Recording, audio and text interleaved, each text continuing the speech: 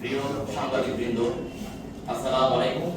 আপনাদের সকলকে আন্তরিক শুভেচ্ছা। 47 থেকে 71 হয়ে 24 ইতিহাসের ধারাবাহিকতায় বৈষম্যহীন ও সমৃদ্ধ বাংলাদেশের লক্ষ্যে নিহত সকল শহীদদের আত্মার মাগফিরাত কামনা করছি। তাদেরকে আমরা স্মরণ করছি।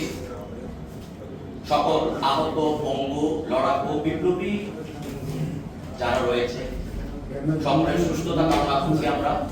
এই বলে আমরা আমাদের মূল সংগঠন শুরু করছি। আজ আমরা এক ঐতিহাসিক মুহূর্তে সাক্ষী হতে এখানে একত্রিত হয়েছি। ইউনাইটেড পিপলস বাংলাদেশ তথা আপ বাংলাদেশের চট্টগ্রাম মহানগর আহ্বায়ক কমিটি আনুষ্ঠানিকভাবে আপনাদের সামনে প্রকাশ করতে এবং আমাদের ভবিষ্যৎ কর্মপরিকল্পনা জনগণের সামনে তুলে ধরার জন্য।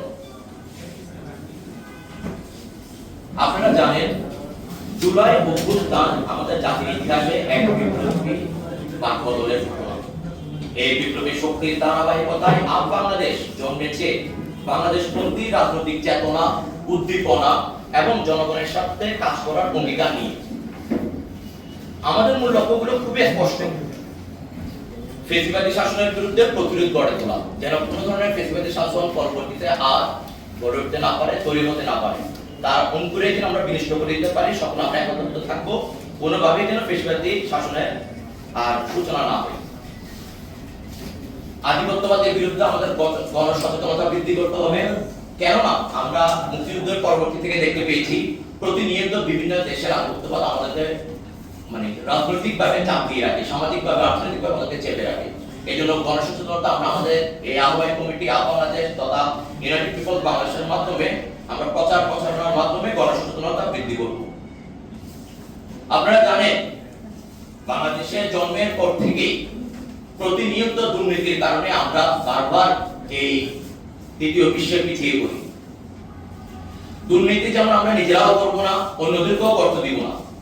এই লক্ষ্যে দুর্নীতির বিরুদ্ধে আমরা মোকাবেলা করবো প্রতিনিয়ত সচেতনতার মাধ্যমে এবং দুর্নীতির যে খাতগুলো রয়েছে, কোথায় কোথায় দুর্নীতি হয়, এগুলা নিয়ে জনগণকে জানিয়ে আমরা প্রতিনিয়ত দুর্নীতির বিরুদ্ধে মোকাবেলা সংগ্রামী থাকবো ইনশাআল্লাহ।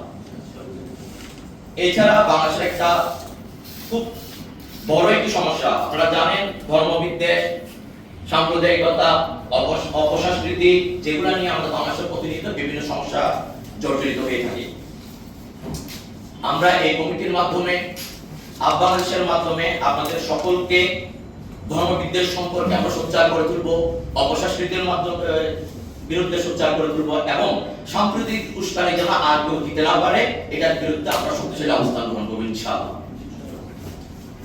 এছাড়া জনগণের অধিকার রক্ষা এবং সামাজিক চুক্তি যেন পুনর্বহাল থাকে, এই জন্য আমরা সবসময় সচেতন থাকব।